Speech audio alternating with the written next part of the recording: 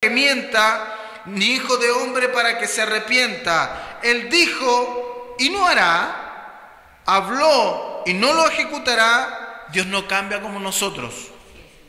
Dios es inmutable. He aquí, he recibido orden de bendecir. Él dio bendición y no podré revocarla. Bendito sea Dios. Y aquí nos habla y nos deja a nosotros todos quebrados. No ha notado iniquidad en Jacob, ni ha visto perversidad en Israel. Jehová su Dios está con él, y júbilo de rey en él. Por eso que el salmista dice: oh Jehová, no nos has pagado conforme a nuestras iniquidades, ni nos has dado conforme a nuestros pecados, porque si Dios lo hubiese hecho así, hermanos, de cierto os digo que ya debiéramos estar en las más densas tinieblas. Pero la gracia de Cristo que ha venido a nuestras vidas, porque desde antes de la fundación del mundo Él nos escogió para esta gloriosa salvación. Y no nos está hablando Dios para que nos desbandemos en el pecado, sino nos está hablando Dios para que tengamos nosotros conciencia de la gracia que ha sido puesta en nuestras vidas por la sola misericordia de Dios. No pudo maldecir porque Dios había dicho bendición. ¿Cuántos se amedrentan? ¿O cuánto nos amedrentamos muchas veces cuando viene alguien a maldecirnos? ¿Cierto? No, es que dijo maldición, es que no Dios ha proclamado una palabra de bendición sobre nuestras vidas. Y aquí no estoy hablando de la bendición de aquellos que hablan muchos hoy día de la falsa corriente de la prosperidad, ¿no? Que yo los podría denominar Balaames. No, estamos hablando de la bendición de Dios, aquella que no añade con ella tristeza, que al fin trae gozo, regocijo, alegría, sea mucha o sea poca. Es decir, cuando tú tienes en tu mesa una taza de té con un pan solamente con mantequilla, pides la bendición con tanta alegría y dices: gracias, Señor, porque tú te has acordado de mí. Oh, qué glorioso, qué glorioso. Esa fue la primera visión. Estamos viendo cómo Dios puede usar un hombre pecador para entregar un mensaje. En la segunda visión, Balaam ve la aceptación de Israel. Números 23, verso 13 al 30.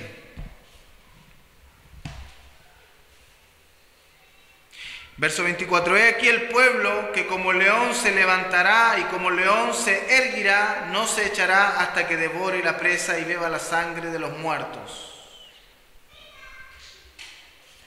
Balaam, este hombre que se lanzó por lucro en el camino de la avaricia.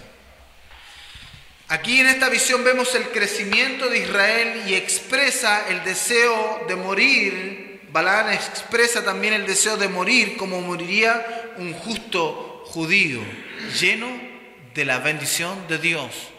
Lamentablemente, la muerte de Balaam no fue como él hubiese querido que fuese.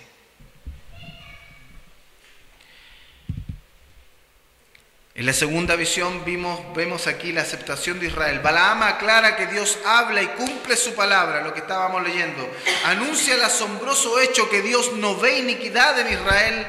Humanamente eran un fracaso. Humanamente eran un pueblo que estaba lleno muchas veces de no ir en pos de Dios, de rebelarse en contra de Dios. Pero los ojos de Jehová, que son como llamas de fuego, están puestos sobre aquellos que Él ha escogido. Bendito sea Dios. No todos en la iglesia son salvos. Muchos son los llamados, pocos los escogidos. Humanamente eran un fracaso, pero desde el punto de vista divino eran el pueblo de Dios para siempre. Romanos capítulo 9, verso 27. Romanos capítulo 9, el verso 27. También Isaías clama tocante a Israel: si fuera el número de los hijos de Israel como la arena del mar, tan solo el remanente será salvo. Amén. Romanos capítulo 8, versos 33 y 34. ¿Quién es el que condenará? Cristo es el que murió, más aún el que también resucitó, el que además está a la diestra de Dios, el que también intercede por nosotros.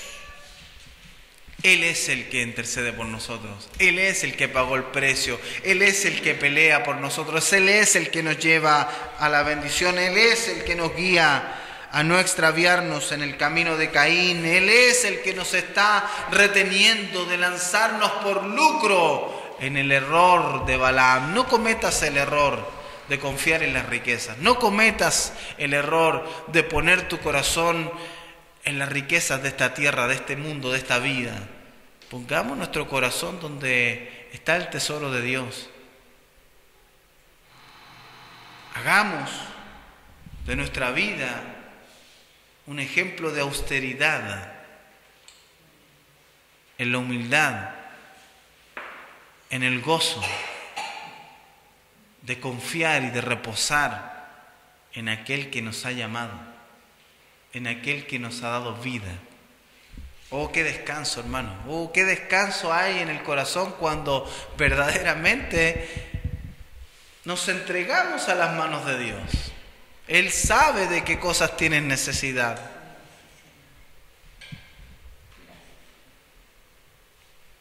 ¿No has visto la hierba del campo? ¿Cómo Dios la viste? ¿Has contemplado, dice la Escritura, los lirios? Ni aun Salomón se vistió con tanto esplendor. Bendito sea Dios. La tercera visión habla acerca de Israel y de Canaán. Miren la cantidad de mensajes que este hombre entregó. Esta vez el Espíritu de Dios vino sobre Balaam y le abrió los ojos. Esta visión describe a Israel disfrutando de las bendiciones en la tierra prometida. Tremendo sermón, tremendo mensaje profético. Pero era un hombre caído, era un hombre pecador. Dios puede usar a las piedras si nosotros calláremos. Si nosotros guardamos silencio, Dios va a usar hasta los burros. Así que no te creas ni te envanezcas, porque Dios te puede usar, porque Dios puede usar a cualquiera. Amén. Eso nos habla a nosotros que debemos estar siempre en humildad, no añadiendo un codo a nuestra estatura, considerándonos a nosotros mismos. Esta visión describe a Israel disfrutando de las bendiciones en la tierra prometida, con las otras naciones derrotadas. Notemos el énfasis especial que se le da al agua. Eso está en Números 24, capítulo 1, Números 24, capítulo 24, versos del 1 al 9. Cuando vio Balaam que parecía bien a Jehová, que él bendijese a Israel, no fue como la primera y la segunda vez en busca de agüero. Eso nos habla de que Balaam era un adivino, sino que puso su rostro hacia el desierto y alzando sus ojos vio a Israel alojado por sus tribus y el Espíritu de Dios vino sobre él. Entonces tomó su parábola y dijo: Balaam, hijo de Beor. Y dijo el varón de ojos abiertos, y dijo el que oyó los dichos de Dios, el que vio la visión del Omnipotente, caído, pero abierto los ojos: cuán hermosas son tus tiendas, oh Jacob, tus habitaciones, oh Israel. Como arroyos están extendidas, como huertos junto al río, como aloes plantados por Jehová, como cedros junto a las aguas. que de sus manos destilarán aguas, y su descendencia será en muchas aguas. Oh, hemos bebido del agua que brota para vida eterna. Si has bebido de Cristo, ya no tienes necesidad de nada. El que ha bebido de Cristo no tiene sed, no tendrá sed jamás. El que está en Cristo está saciado de todo. Por eso que no estamos desesperados, por eso que no andamos de un lado para otro, por eso que no estamos afligidos, por eso que, hermano, entonces no tenemos que preocuparnos cuando vienen problemas económicos. Sí, nos vamos a preocupar, pero con la preocupación normal, entendiendo y sabiendo que tenemos a un Dios que sabe de qué cosas tenemos necesidad. Mas si estamos en Cristo, nosotros estamos satisfechos, no debemos buscar nada más. ¿Qué más vamos a buscar si lo tenemos a Él y en Él estamos completos? En Él estamos completamente satisfechos. Yo no deseo, el salmista dijo, no deseo nada más en esta tierra. ¿Deseas tú otras cosas? ¿Está cargado tu corazón de glotonería? ¿Está cargado tu corazón de otros afanes? ¿Cuántos ministros al día de hoy tienen sus corazones cargados de otros deseos? Piensan que la confirmación de su ministerio es el número de personas que puedan tener en sus congregaciones. Error. Dios no nos ha llamado a tener un número increíble de personas en nuestras congregaciones. Dios nos ha llamado a predicar el Evangelio. La confirmación del ministerio no es el número de personas, es que prediquemos el verdadero Evangelio. Muchos piensan que la confirmación de su ministerio es que lleguen con una tremenda camioneta a las puertas de su iglesia. Error. Dios nos ha llamado a ser fieles a su palabra y a guardar y a cuidar la responsabilidad que Dios nos ha puesto con las personas que Él va trayendo a nuestras iglesias. Muchos piensan que la confirmación del ministerio es que el pastor ya tiene cuenta corriente, es que el obispo, es que el ministro tiene 1, 2, 3, 4 vehículos aparcados en su hogar, tiene casas, tiene departamentos, entonces ya está confirmado en el ministerio. Hermano, yo creo que está más cerca del infierno que del cielo. Es terrible, pero esa es la condición de la iglesia al día de hoy. Y la gente está tan engañada en esto que se jacta de que tiene un pastor millonario. ¡Qué locura, hermano! Si nos encontrábamos días atrás con un hermano y decía, no, mi pastor es un apóstol, es un maestro y ha recorrido el mundo entero y viaja a todas partes y tiene un doctorado en no sé qué cosa, hermano. Se jacta de eso. O sea, Cristo ya desapareció del mapa. No, hermano. Ellos están lanzados, arrojados, por lucro, en el error de Balaam. Así que si tú estás en una iglesia en la cual el pastor, el ministro, el hombre de Dios, aquel que oyó los dichos de Dios, aquel que vio la visión del Omnipotente, ¿cierto? Aquel que en su frente cruza las letras de Dios, te dice que porque tú estás pasando una prueba o que a lo mejor no has prosperado económicamente, entonces tú estás en pecado, es un falso maestro. Tiene una doctrina de error. Porque la prosperidad, hermanos míos, en la vida de los creyentes no es sinónimo de estar en el camino del Señor. No es sinónimo de estar en la bendición del Todopoderoso. Puede que Dios haya determinado toda tu vida mantenerte o mantenernos en austeridad. Puede que Dios haya determinado que en toda nuestra vida andemos con lo justo y lo necesario. Pero hermanos míos, te aseguro que aunque aquí tengas falta de algún bien material, te aseguro que aquí en esta vida, aunque necesites cosas que otros tienen en abundancia, nunca jamás faltará en aquel día en que las palabras gloriosas resuenen en tus oídos, esas palabras que digan: venid benditos de mi Padre, entrad al gozo eterno, alabado sea el nombre de Jesús. Prefiero que en aquel día llegue, habiendo pasado muchas necesidades en esta tierra, prefiero escuchar esas palabras en aquel día que oír: apartaos de mí, malditos, al fuego eterno preparado para el diablo y sus ángeles. Bendito sea Dios. Así que si tu pastor te está diciendo que estás en pecado porque no prospera, es una doctrina de error, es un falso maestro. Aunque se llame como se llame, aunque se ponga los títulos que se ponga, aunque tenga el apostolado que tenga, es un falso maestro, tiene una doctrina de error. Porque la prosperidad que uno puede alcanzar en esta tierra no es sinónimo de tu vida espiritual.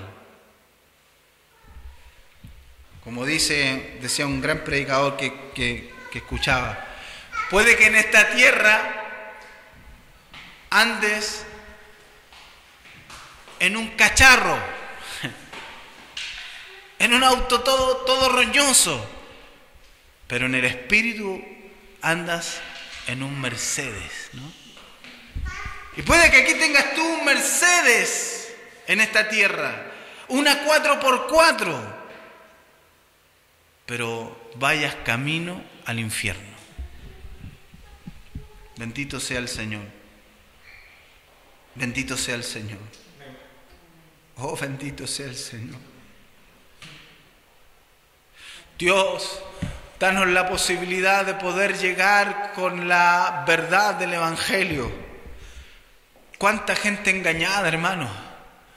Verdaderamente, cuánta gente siendo manipulada, cuánta gente que se ha sacado provecho de ellas, hermano.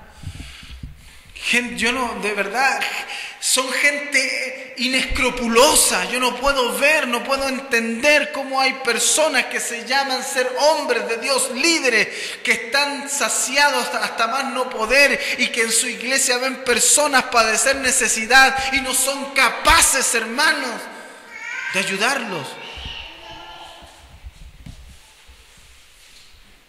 La cuarta visión es la futura gloriosa, o el futuro glorioso de Israel. El cumplimiento de esta profecía está en Cristo. En Cristo. Es la plenitud del tiempo, Cristo. 3, y con esto terminamos. Es el claro ejemplo, Balaam es el claro ejemplo de un mensaje leudado que se manifestará en la ejecución de sus obras y su fruto final. Como Balaam vio que no podía traspasar el dicho de Jehová Dios, que por mucho que se llamara profeta, que por mucho que fuera el vidente, que por muy popular que sea, jamás va a ir en contra ni va a poder traspasar lo que Dios ya ha determinado, instruyó, escuché bien esto, instruyó a Balac para pervertir a Israel. Balaam quería el dinero y el honor que Balac le prometió, de modo que le dijo al rey cómo derrotar a Israel. Su plan era simple: invitar a los judíos a participar de los festines sacrificiales y corromperlos con idolatría y lujuria. Usted dice, ¿al día de hoy eso no ocurre? Sí, hermanos, ocurre. Pero ¿cómo si no están adorando a otros dioses? Si tú no conoces al Dios de las Escrituras, tú estás adorando a otro Dios. Pero ¿cómo con lujuria? Hermanos, las iglesias, muchas de ellas hoy día están infectadas con lujuria. Hombres